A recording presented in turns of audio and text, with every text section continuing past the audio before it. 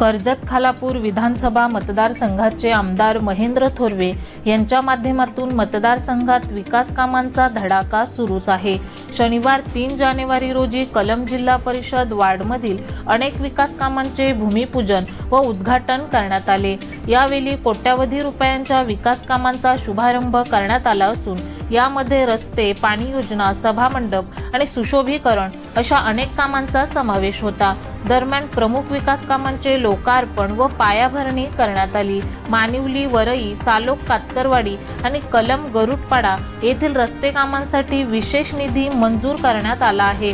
ओलमण येथे जलजीवन मिशन अंतर्गत पाणी योजनेचे उद्घाटन करण्यात आले, ज्यामुळे ग्रामस्थांचा पाण्याचा प्रश्न सुटला आहे। तसेच पोशीर येथील तलावाच्या सुशोभीकरणासाठी 1 कोटी रुपयांचा निधी उपलब्ध करून तलावाच्या सुशोभीकरणाचे काम करण्यात आले। तसेच पोशीर येथील हनुमान मंदिरात संरक्षण भिंत बांधणे आणि माले कातकरवाडी येथे नवीन सभामंडप बांधण्याच्या कामाचे भूमिपूजन करण्यात आले।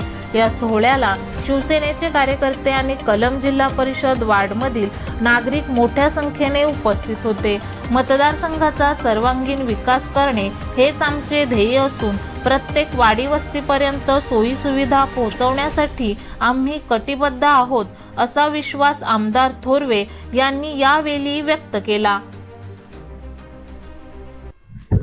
आज संपूर्ण कलम जिल्हा परिषद वार्डमधील विविध विकास कामांचे भूमिपूजन समारंभ आज आयोजित केलेला आहे। सकाळपासून आपण या ठिकाणी मानिवली स्मारकापासून त्या परिसरातून गावातून त्या ठिकाणी सुरुवात केलेली आहे। आज मानिवली स्मारकाकडे जाणारा हा रस्ता हा सुद्धा 23 लाखाचा आहे।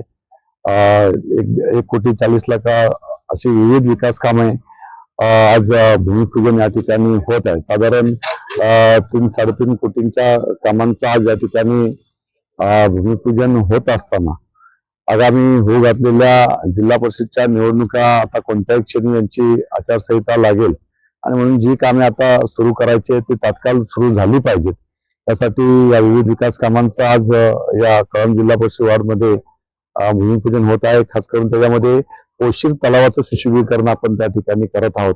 हे काम गेली कित्येक वर्ष प्रलंबित होतं आणि पोशीरच्या ग्रामस्थांची सुद्धा त्या ठिकाणी मागणी होती। तसा हा स्मारकाकडे जाणारा हा रस्ता आहे मानिवलीचा, हा सुद्धा खूप खराब झालेला होता। याच्यासाठी सुद्धा आपण 23 लाख रुपये दिलेले आहेत।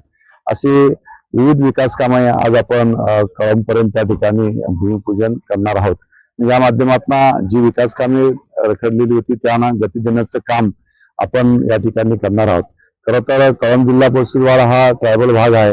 या भागाचा विकास अधिक गतिमान व्हावा या दृष्टीने दळणवळण असणारी व्यवस्था जी आहे, त्या गावाखेड्यापासून असणारे रस्ते जे आहेत ते रस्ते व्यवस्थित झाले पाहिजेत किंवा जी कामे प्रलंबित आहेत ती झाली पाहिजेत। या संदर्भात हा जो निधी आता उपलब्ध करून आणलेला आहे त्यातनं ही कामे या ठिकाणी होतील। पुढील काळामध्ये सुद्धा जास्तीत जास्त निधी या परिसरामध्ये या ठिकाणी दिला जाईल आणि कळंब जिल्हा परिषदचा विकास हा गतिमान या ठिकाणी केला जाईल।